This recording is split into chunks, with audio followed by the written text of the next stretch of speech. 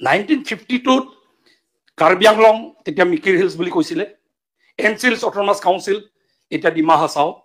1952 দিয়াৰ পাছতো এই বিটিআৰৰ জনগণে 40 বছৰ সংগ্ৰাম কৰিলে আৰু 40 বছৰ সংগ্ৰাম কৰি 2003 চনত 6 শিডিউল আকৌ ইয়াত হ'ল আৰু এতিয়া আপুনি যদি লক্ষ্য কৰে মিচিং ৰাভা আৰু টিৱা অট'নমাছ কাউন্সিল এৰিয়াৰ মানুহে 6 schedule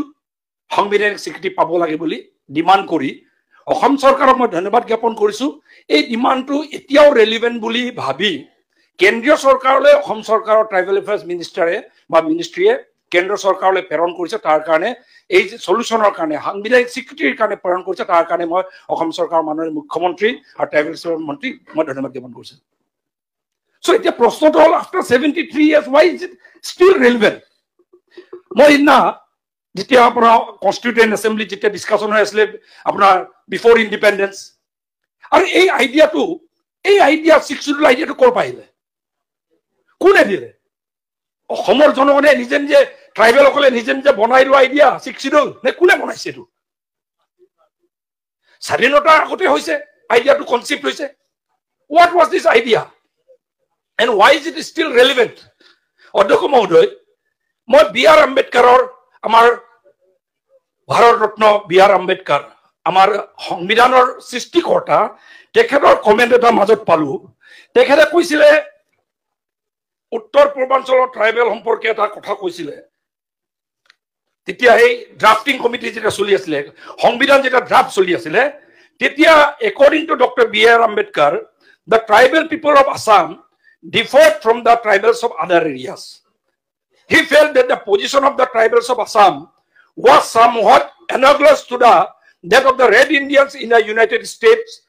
who are a republic by themselves in that country and were regarded as separate and independent people অধ্যক্ষ মহোদয় এতিয়া এই ৰেড ইণ্ডিয়ান আমেৰিকাৰ ৰেড ইণ্ডিয়ানৰ কথা যেটা ক'লে মই আমেৰিকাৰ ৰেড ইণ্ডিয়ানৰ বিষয়ে অলপ অধ্যয়ন কৰিলো আজি ডোনাল্ড ট্ৰাম্প এমাহৰ আগত শপত গ্ৰহণ কৰিছে পৃথিৱীৰ ভিতৰত এক নম্বৰ ৰাষ্ট্ৰ বুলি কয় তাত থকা ৰেড ইণ্ডিয়ান সকলৰ অৱস্থা কেনেকুৱা বুলি যদি আজিৰ তাৰিখত উঠে অধ্যক্ষ মহোদয়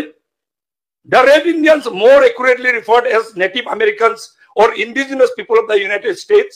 faced centuries of displacement violence cultural suppression following the arrival of European settlers in the America আজি কি অৱস্থা এখনকলৰ systematically disseminate কৰা হল আৰু আজি কি অৱস্থা বুলি ক'লে আজিৰ তাৰিখৰ ৰিপৰ্টটো হ'ল today the Native Americans continue to preserve their culture tradition while facing challenges like poverty health disparities land dispute many tribes have received political and economic autonomy সরকারের ভিতরে পাইছে কিন্তু however historical injustice still impact indigenous community leading to ongoing struggles for rights and recognition আজিও America পৃথিবীর ভিতৰত এক number ৰাষ্ট্ৰ বুলি কোৱা দেশত ট্ৰাইবেল মানুহৰ এই অৱস্থা হৈ আছে কিন্তু এই যে ৰেড ইণ্ডিয়ান সকল যে নাইকিয়া হৈ গ'ল আমেৰিকাৰ পিকচাৰ পা আমেৰিকাৰ হিষ্ট্ৰী পা নাইকিয়া হৈ গ'ল এই ট্ৰাইবেল নৰ্থ ইষ্টৰ ট্ৰাইবেল সকলৰো হলেহেঁতেন কিন্তু নৰ্থ ইষ্টৰ ট্ৰাইবেল সকলক এই আমেৰিকাৰ ৰেড ইণ্ডিয়ানৰ নিচিনা নাইকিয়া হৈ যোৱাত বাধা প্ৰদান কৰি আমাক প্ৰটেকশ্যন প্ৰদান কৰা মূল ব্যক্তি কোন বুলি যদি কয় কোনে 6 শিডিউলৰ আইডিয়াটো প্ৰথম উদ্ভাৱন কৰিলে বুলি যদি কয় এইটো আপোনাৰ কনস্টিটিউয়েন্ট এসেম্বলি ড্ৰাফটিং কমিটিৰ কনস্টিটিউশন সংবিধান ড্ৰাফটিং কমিটিৰ মূল সৃষ্টিকৰ্তা ডক্টৰ বি.আৰ. আম্বেদকাৰ ভাৰত ৰত্ন আৰু ভাৰত ৰত্ন গোপীনাথ বৰদলৈ আমাৰ